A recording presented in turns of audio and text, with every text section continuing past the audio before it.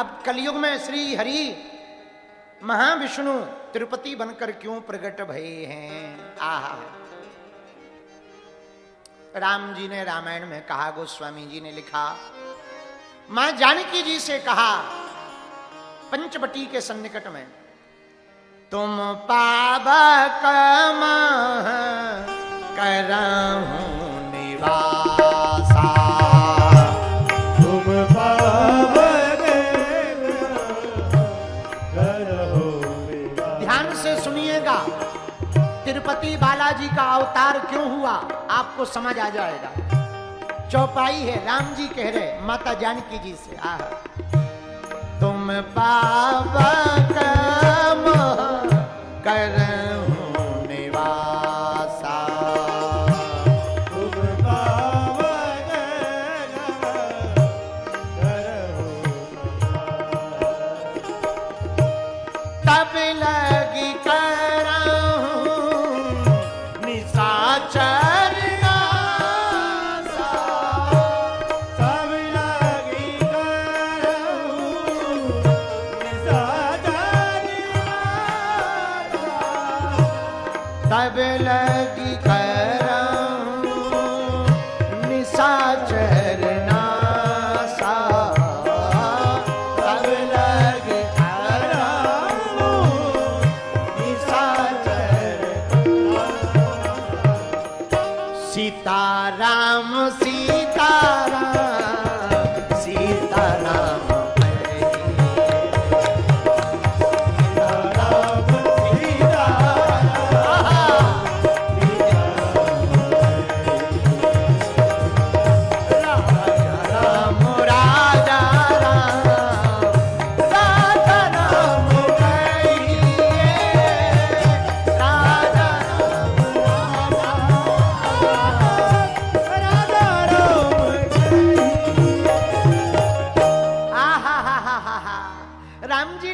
किशोरी जी से कहा, जानकी जी से कहा, हे किशोरी जी आप अग्नि में वास करो। श्री किशोरी जी ने कहा, क्यों प्रभु? तब प्रभु श्री राम ने कहा, जब तक तुम अग्नि में वास करोगी तब तक हम निशाचरों का नाश करेंगे। प्रभु तो क्या हमारी आवश्यकता नहीं है? नहीं प्रभु, फिर आगे की लीला कैसे होगी? रावण किसका हरण करेगा? तो राम जी बोले, किशोरी जी आप अग्नि में वास करो। अग्नि में एक और छाया रूप की सीता विराजमान है। बोले कौन? बोले ऋषि कन्या वेदवती। जो ऋषि कन्या वेदवती है वो बैठी हुई है अग्नि में। महाराज उसका परिचय हमको भी दीजिए। तब भगवान राम उसका परिचय देने लगे। वेद की ऋचाओं को सुनाते सुनाते, वेद की ऋचाओं के मंत्रों के प्रभाव से ऋषि के द्वारा एक कन्या प्रकट हुई। तो वो कन्या बोली, गुरुदेव हमको प्रकट क्यों किया? महात्मा ने कहा, तुम वेद की ऋचाओं से प्रकट हुई हो इसलिए तुम्हारा नाम आज से वेदवती है। अच्छा, वेद की ऋचा से प्रकट हुई कन्या मन ही मन में प्रण लेती है, हम प्रभु श्री राम को पति रूप में पाकर रहेंगे। महाविष्णु श्री हरि नारायण को पति रूप में पाकर रहेंगे। लेकिन उसी समय रावण का आतंक बढ़ गया और एक दिन रावण वहां से निकला, वेदवती को पकड़ लिया और सिर को पकड़ा, बालों को जकड़ लिया। वेदवती को लगा हम तो पति रूप में महाविष्णु नारायण श्री रघुनाथ जी को चाहते हैं। ये रावण बड़ा अत्याचारी है। अपने हाथ का एक झटका मारा, बाल कट गए और वह तुरंत ही वेदवती कन्या रावण को श्राप दे करके अपने शरीर को अग्नि में जला लेती है और अग्नि में रुक जाती है। राम जी ने माता जानकी श्री किशोरी जी से कहा कि हे देवी, तुम अग्नि में जाकर के वास करो। उस वेदवती कन्या को हम सीता बनाकर प्रकट करते हैं। और उसने, रावण ने वेदवती का अपराध किया तो वेदवती को ही हम लंका भेज रहे हैं। कहते ही राम जी ने कहा तुम पावक महु करहूं निवासा, तब लगी करऊं निशाचर नासा। हम निशाचरों का नाश करेंगे। तो श्री सीता जी अग्नि में समाहित हो गई और सीता का रूप लेकर के वेदवती ऋषि कन्या प्रकट हो गई। भगवान को प्रणाम किया।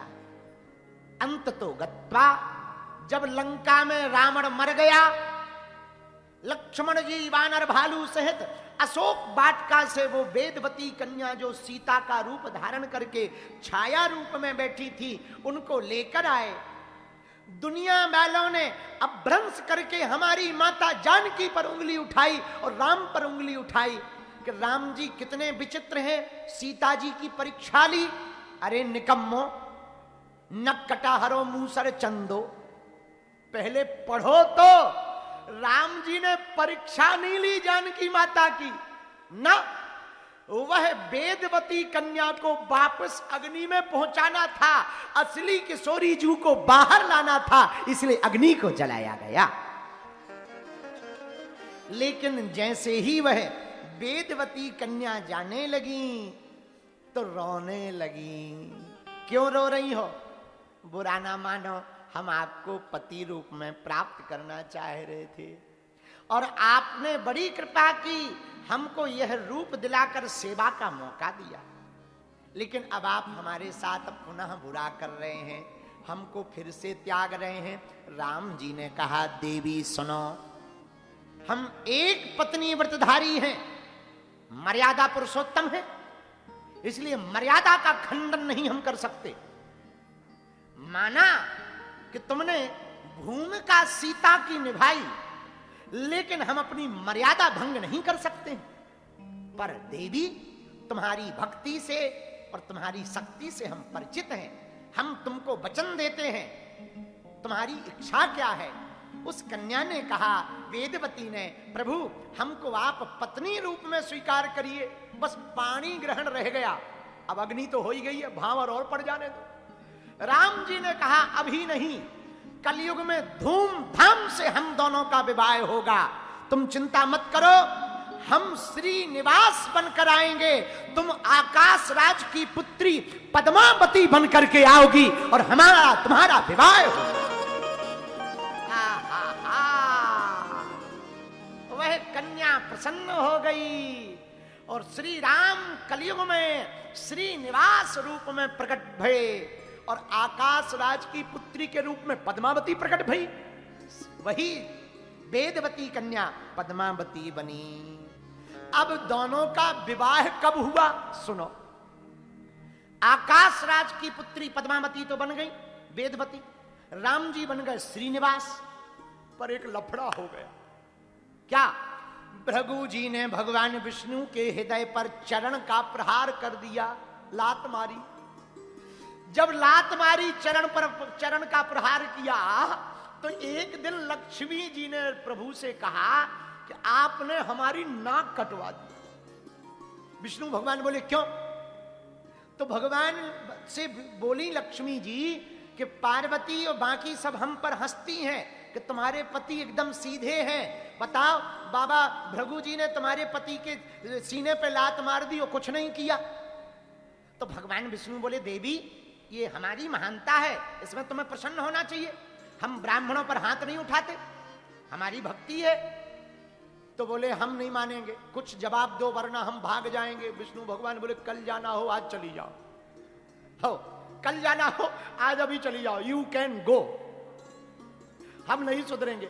अब लक्ष्मी जी नाराज हो गई। महाराष्ट्र के कोल्हापुर में आकर के उन्होंने तपस्या प्रारंभ कर दी। भगवान ने सोचा अब ये चली गई तो हम क्या अकेले करें।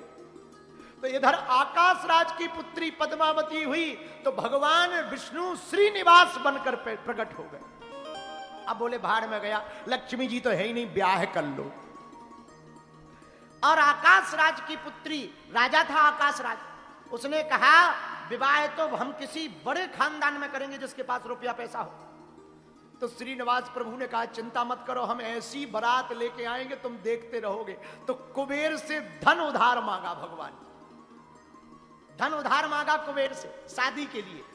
आज भी वही तिरुपति बालाजी में धन रुपया चढ़ाकर भगवान चुका रहे हैं, शादी का कर्जा चुका रहे हैं।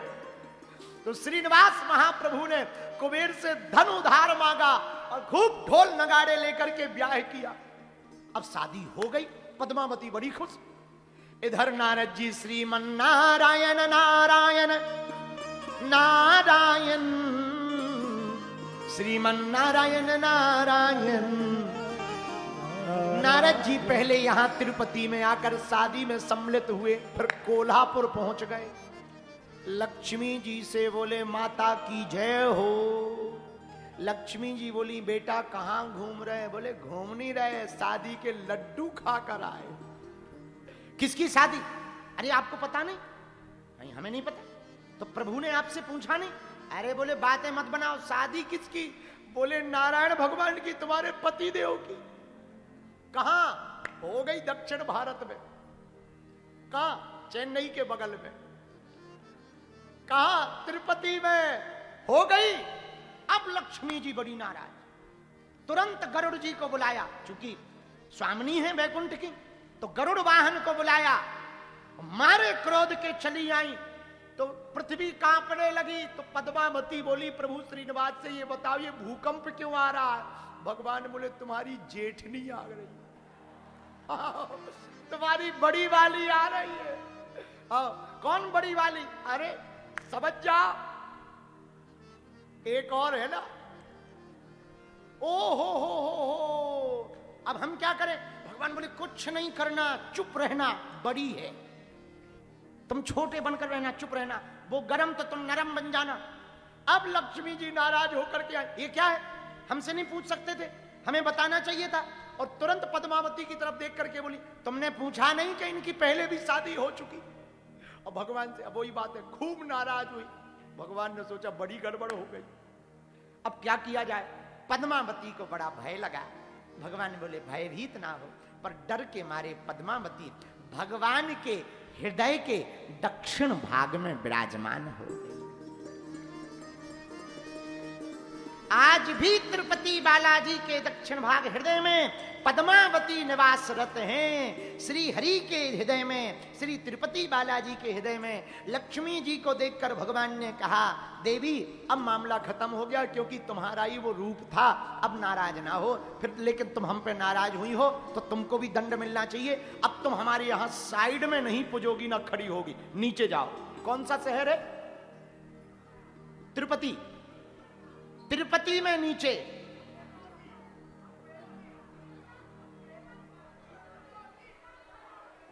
जहां लक्ष्मी जी का मंदिर है,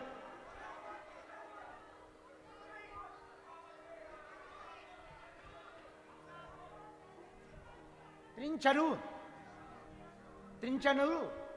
अब जो भी हो, तुम नजदीक को समझते हो। अलबेल बंगापुरम, बहुत बढ़िया, वेरी गुड। तो कहा भगवान विष्णु ने, सुना अब तुम यहां नहीं रह सकती, नीचे रहो, हम यहां अकेले रहेंगे। इसलिए श्री हरि तिरुपति बालाजी अकेले हैं, लक्ष्मी जी नीचे हैं। क्यों? क्योंकि गुस्सा हो गई थी, क्रोध में। मानो भगवान ये कहना चाहते हो कोई भी हो, यदि वो क्रोधी है, क्रोध कर रहा, उसको नजदीक मत रखो, खतरा है। भगवान तो जानते ही है, इसलिए किशोरी श्री लक्ष्मी जी को नीचे कर दिया, स्वयं ऊपर विराजमान हो गए। तो भगवान विष्णु प्रभु श्री राम ही कलयुग में तिरुपति बालाजी बन करके बैठे हैं। गोविंदा गोविंदा गोविंदा गोविंदा